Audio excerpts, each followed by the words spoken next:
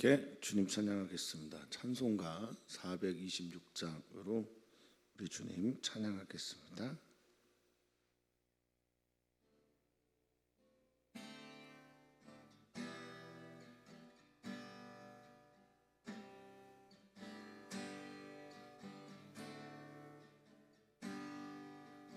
이 죄인을 완전케 하고 묻고 맘속에 영원히 거하소서. 죄 가운데 빠졌던 몸과 마음을 있는 보다 더이게 하옵소서. 눈보다 더욱 기어지게 고시서서 정결케 하옵소서.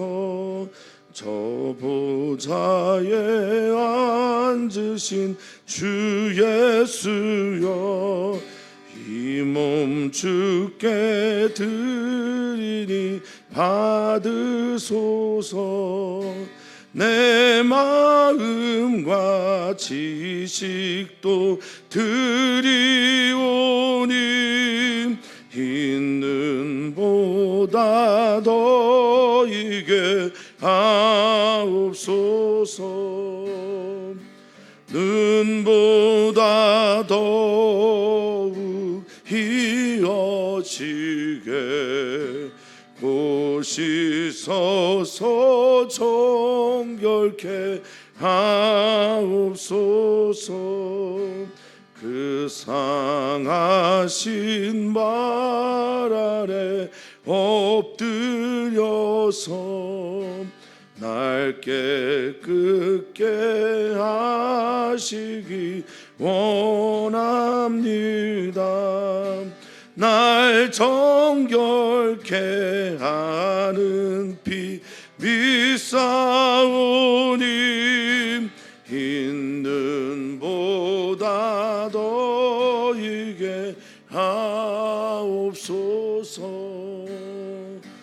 눈보다 더욱 기어지게 고시서서 정결케 하옵소서.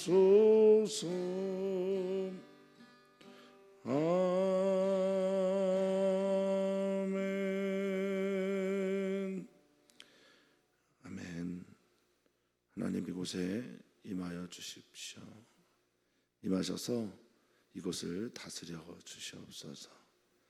다스리셔서 이곳이 하나님의 나라가 되게 하여 주시옵소서.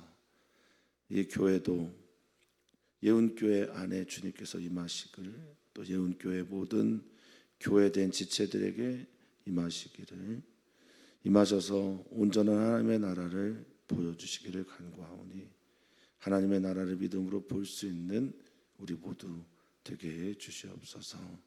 하나님의 나라 먹고 마시는 그것 아니라 오직 성령 안에서 하나님의 의와 평강과 희락이 우리 사랑하는 모든 성도들에게 충만하게 하여 주시옵소서. 감사하며 예수님의 이름으로 기도합니다. 아멘. 하나님 말씀 민수기 31장 13절에서 24절입니다.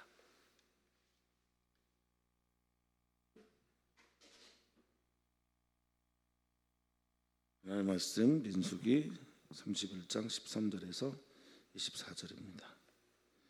한 목소리로 읽도록 하겠습니다. 모세와 제사장 엘르아살과 회중의 지도자들이 다 진영 밖에 나가서 영접하다가 모세가 군대의 지휘관 곧 싸움에서 돌아온 천부장들과 백부장들에게 노하니라. 모세가 그들에게 이르되 너희가 여자들을 다 살려두었느냐? 보라, 이들이 발람의 꾀를 따라 이스라엘 자손을 부울의 사건에서 여호와 앞에 범죄하게 하여 여호와의 회중 가운데 연병이 일어나게 하였느니라. 그러므로 아이들 중에서 남자는 다 죽이고 남자와 동침하여 사내를 아는 여자도 다 죽이고 남자와 동침하지 아니하여 사내를 알지 못하는 여자들은 다 너희를 위하여 살려둘 것이니라. 너희는 이래 동안 진영 밖에 주둔하라.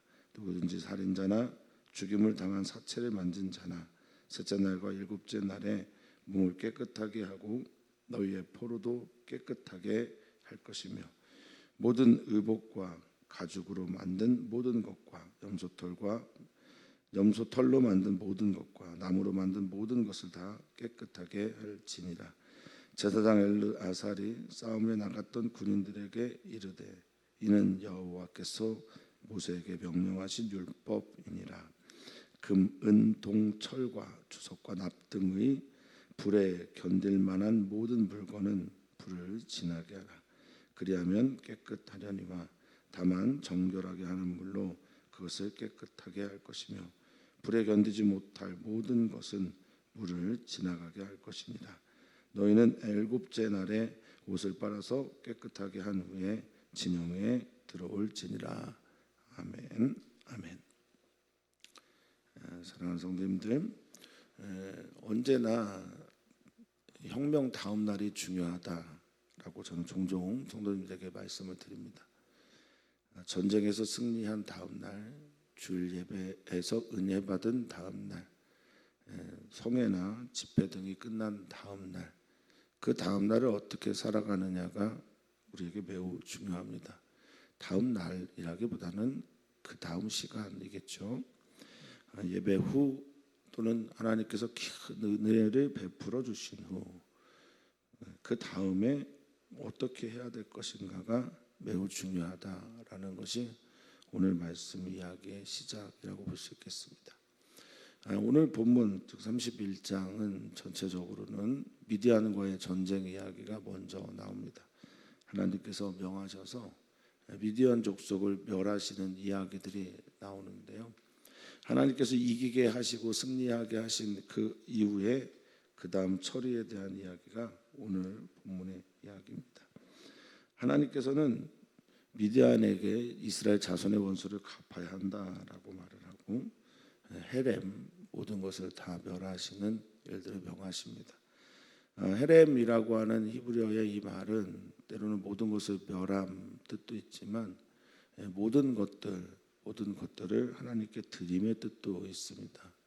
그러니까 이들의 전쟁이 만약 거룩한 전쟁이 되려 한다면 모든 것들을 하나님께 드려야 하는 겁니다.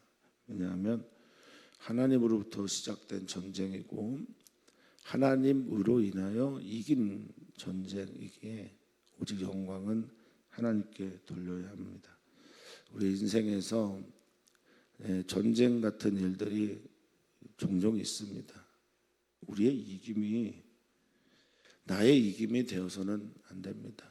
하나님의 이김이 되어야 우리는 겸손하게 그 다음 일을 잘 주님의 뜻대로 걸어갈 수 있습니다. 자, 이제 전쟁에서 돌아온 이들이 얼마나 좋았겠습니까? 개선 장군이었겠죠. 모멘토 메리라고 하는 아주 유명한 말이 있습니다. 모멘토 메리, 라틴어인데요. 죽음을 기억하라라는 말입니다. 모멘토 메리라는 말이 어떤 의미일까? 그것은 이럴 때 쓰였다고 합니다. 로마에서 개선 장군이 전쟁을 끝내고 돌아오게 되면 사람들이 그를 환대하고 환영하겠죠. 사람들이 환호하면서 그를 맞이하는데 맨 뒤에 있는 그 포로들을 뒤로하고 사람들이 거기서 내 죽음을 기억하라라고 말합니다. 이 개선 장군이 교만하지 않도록 하는 말이 그 바로 모멘토 모리입니다. 죽음을 기억해라. 죽음을 기억해라. 그가 아니라 내가 죽을 수도 있었음을 기억하라라는 얘기죠. 우리 사랑하는 성도님들의 삶 속에서 죽음을 항상 앞에 두고 살아가는 삶이야말로 우리를 겸손하게 하는 겁니다. 전쟁이 끝나고 개선 장군처럼 돌아오는 이들에게 하나님께서 모세와 엘르아살과 그 모든 이들을 향해 분노를 지휘관들에게 쏟아붓게 합니다.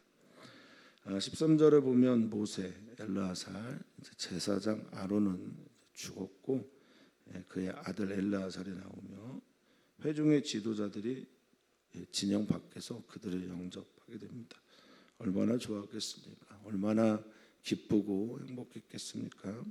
그런데 14절에 보니 모세가 백부장들, 천부장들 그 지휘관들에게 노합니다. 이 노하다라고 하는 단어가 그냥 단순하게 분노하다 정도가 아니라 이 카차프라는 히브리어를 써서 그 노가 지나치고 넘치고 그리고 내가 감당할 수 없는 정도의 분노, 그래서 경노라는 단어를 쓰죠. 이 카차프는 경노하다라는 단어입니다. 이유가 뭘까요? 무슨 이유 때문에 전쟁에서 수고한 사람들이잖아요. 하나님 아버지의 마음으로 일했던 이들을 향해 분노할까요? 15절을 보고 또 그 다음의 이야기를 보면 이 내용이 나오게 됩니다. 모세가 그들에게 했던 첫 마디 경노의 이유는 너희가 여자들을 다 살려줬냐라는 이야기와 함께입니다. 성경을 읽다가 정말 이해하기 어려운 부분들이 종종 있습니다. 당시 시대 배경과 함께 읽지 않으면 도저히 읽혀지지 않는, 이해되지 않는 이야기들이죠. 사랑하는 성도님들 어떻게 생각하시는지 모르겠습니다만 성경은 비윤리적인 이야기들이 의외로 많습니다. 20세기 초죠. 버트란트 러셀이라고 하는 영국의 무신론자 그리고 정치 지도자 중에 한 사람이 나는 왜 그리스도인이 아닌가라는 책을 써요. 연설인데 그게 책으로 나오면서 많은 사람들에게 읽혀졌죠. 나는 왜 그리스도인이 아닌가라는 이야기에서 성경 너무 비윤리적이라는 겁니다. 지금 우리가 읽기에는 너무 비윤리적인 일들이 많다라는 겁니다. 지금 우리가 읽고 있는 본문의 내용도 그 중에 하나입니다. 성경은 윤리적이어야 하지만 윤리를 뛰어넘는 경우가 종종 있어요. 그것은 하나님의 거룩으로만 이해할 수 있는, 그러니까 하나님께서 내가 거룩하니 너희도 거룩해라 라고 말씀하여 주시고 거룩의 삶을 살기를 원한다라는 겁니다. 예를 들면 아브라함이 이삭을 바치는 것 윤리로 보면 말이 안 되죠. 물론 하나님께서 아들 독생자 예수를 우리에게 보내주시고 그를 죽게 하심으로 우리를 살게 하시는 것도 윤리적으로 이해가 안 되지요. 희생양을 만들어서 그로 인해 모두를 살린다라고 하는 말이 쉽게 받아들여지지는 않습니다. 그런데 우리 주님은 우리가 윤리적인 삶 이상, 즉 하나님의 거룩의 삶을 살아가기를 바라고 계십니다. 이건 정말 분명합니다. 이들에게 요구했던 이 모든 것들에 우리의 눈에 부조리해 보이는 것들 모든 것조차도 하나님의 거룩의 의미로 이해를 해야 합니다. 자, 이들을 왜 살려줬느냐?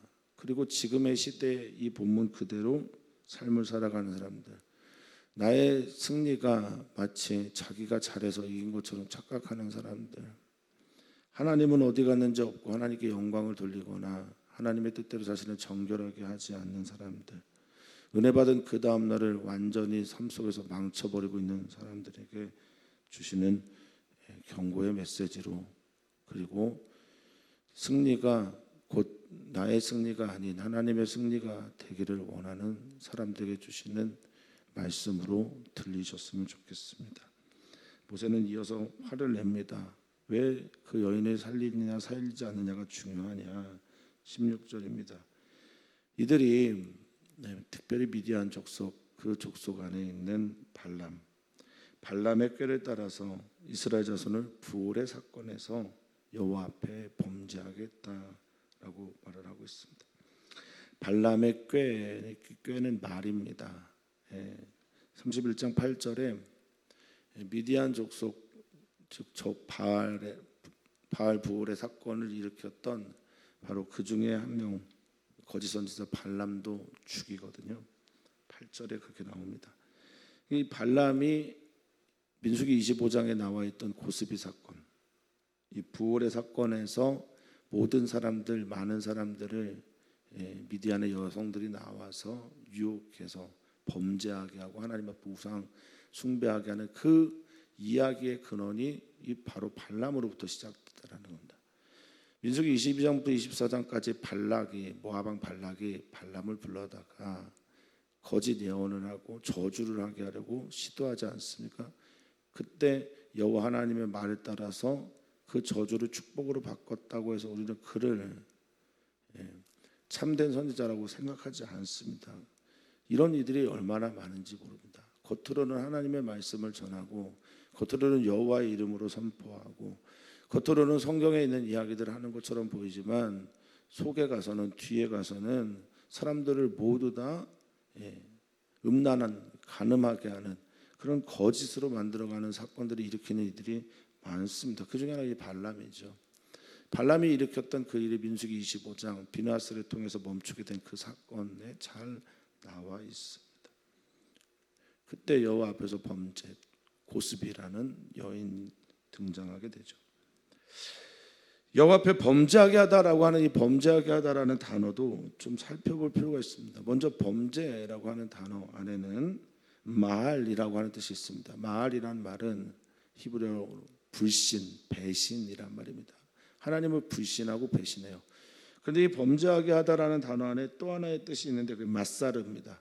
마사르라는 히브리어가 또 있어요. 우리 안에는 번역이 제대로 잘 안 돼 있지만 마사르는 뭐냐면 분리하게 하고 찢어놓다라는 뜻입니다.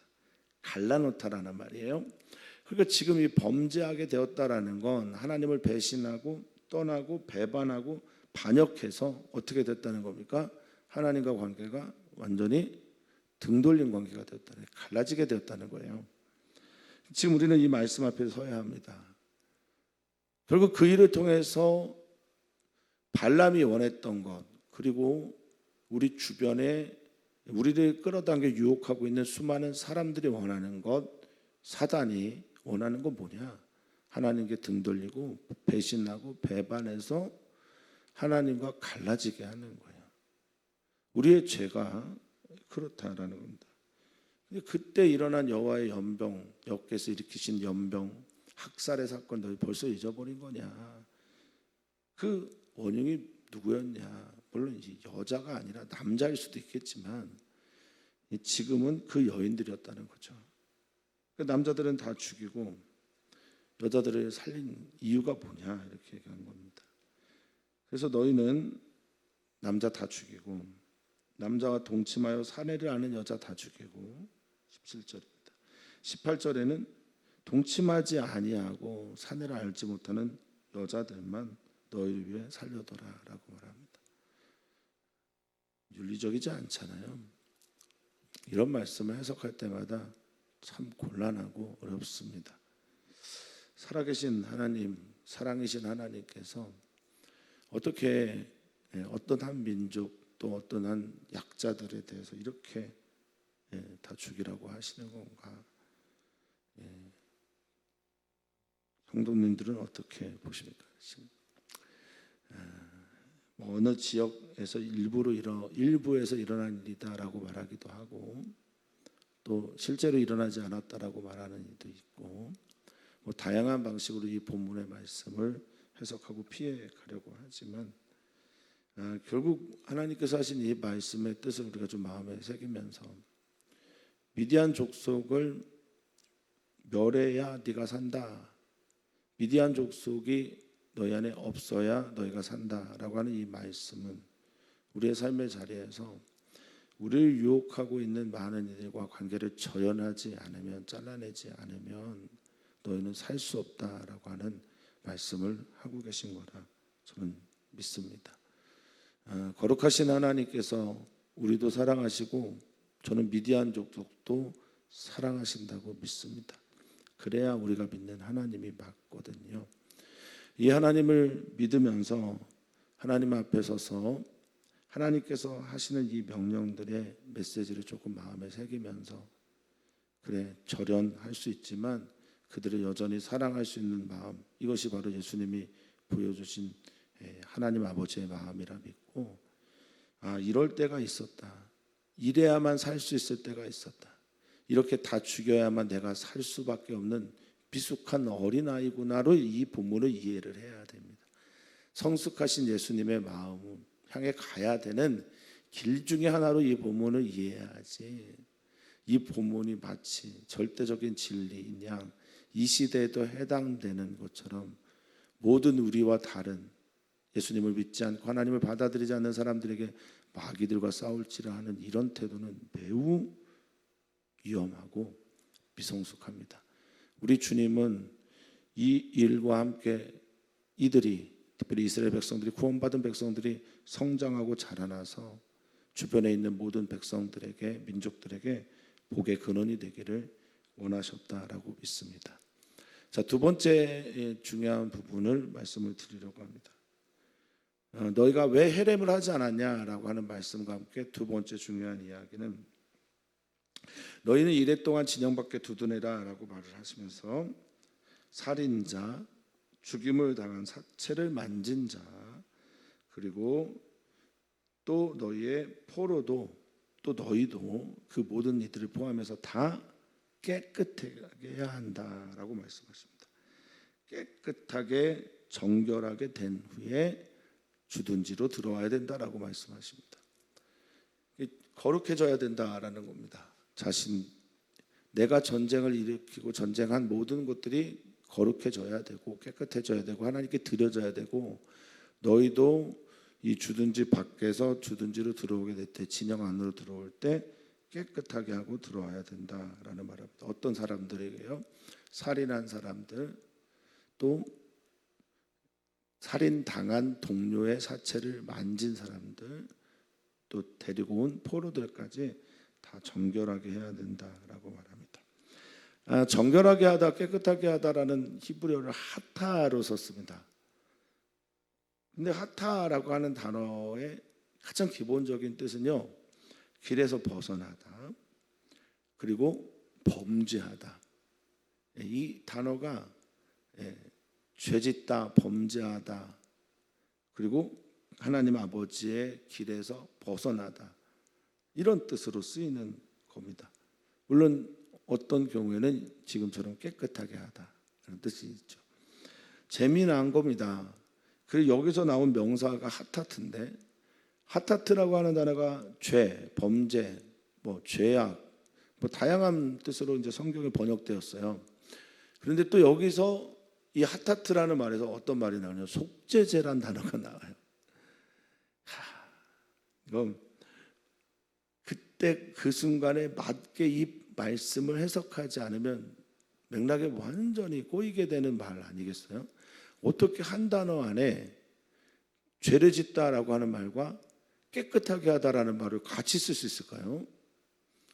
히브리어 아주 독특한 거고, 성서 히브리어에서 우리가 발견해야 될 놀라운 하나님의 은혜와 진리 중에 하나입니다. 죄를 지은 그 방식, 하타의 방식으로 깨끗해지게 되는 거예요.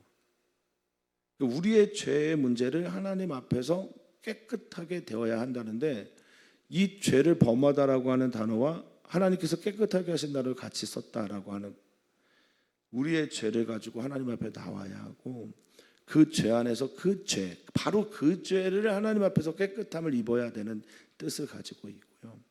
그리고 무엇보다 하나님께서 지은 죄, 벗어나고 길에서 벗어나고 하나님께 범죄한 그곳에서 우리를 정결하게 하신다라는 매우 놀랍고 신비한 메시지가 여기에 들어가 있습니다. 우리는 도저히 이해할 수 없는 거죠. 그런데 우리 하나님 아버지는 우리를 볼 때 죄 짓고 있는 우리를 깨끗하게 정결하게 용서하기를, 씻어주기를 지금도 원하고 계시는 겁니다. 인간의 언어로 보면 범죄고요, 하나님이 우리를 범죄할 때 바라보시는 하나님 아버지의 마음은 그 범죄한 이들을 용서하고 깨끗게 하신 겁니다. 그래서 무엇까지 깨끗게 해야 할까 생각해 보면, 일단 사람이 깨끗해져야 되고, 사람과 관련되어 있는 모든 것들, 의복 입고 있는 것들이죠. 그리고 가죽으로 만든 모든 것들, 여기는 무기도 있을 수 있고, 가죽이 얼마나 많이 쓰입니까? 모든 이음새는 당시에는 이제 거의 가죽을 통해서 했었을 겁니다. 염소털로 만든 모든 것들, 이것은 주로 장막의 경우가 매우 높죠.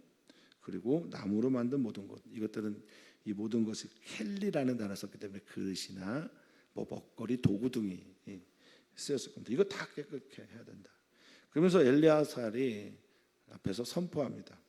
21절에 모든 군인들에게 이는 여호와께서 모세에게 명령하신 율법이다라고 말합니다. 모세를 통해서 하나님께서 우리에게 주신 율법이다라고 말합니다.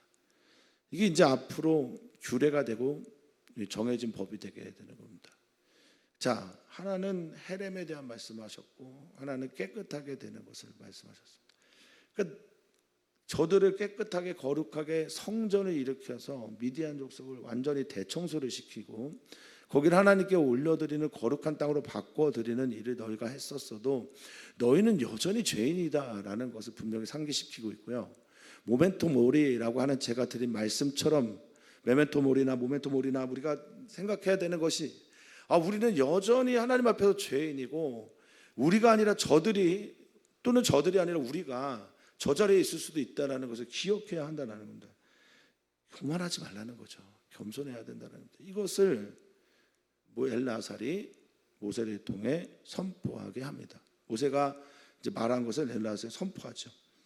율법이라고 할 때 이 두 단어가 합쳐져 있습니다. 하나는 토라고 하나는 후카입니다. 토라라고 하는 것은 하나님께서 우리에게 주신 모든 종류의 교훈과 가르침을 말할 때 쓰는 말이고요.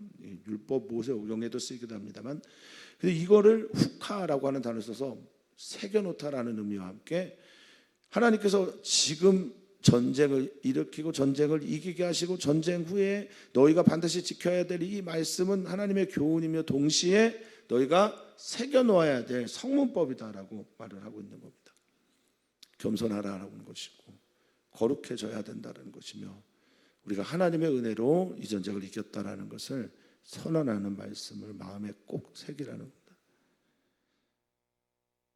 우리는 다 하나님의 은혜로 삽니다.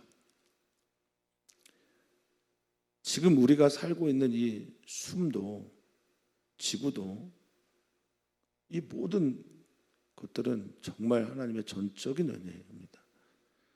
한순간도 내가 잘해서 또는 뛰어나서 내 힘으로 내 능으로 내 지혜로 내 지식으로 내 경험으로 내가 알고 있는 어떤 종류의 모든 것들로 우리는 살 수가 없습니다. 이어서 말합니다. 금, 은, 동, 철, 납 불에 견딜 만한 모든 것들은 불을 지나서 깨끗하게 해라. 불로 깨끗하게. 이거 태움이잖아요. 정결하게 함이잖아요. 그것을 깨끗하게 하라. 또 그게 불을 견디지 못하면 깨끗하게 하는 물로 그것을 씻어라. 지나가게 해라라고 말합니다. 이 지나가다라는 단어가 두 번 반복이 되는데 이게 요단강을 건너가다라고 할 때 썼던 아바르라는 단어입니다. 아바르.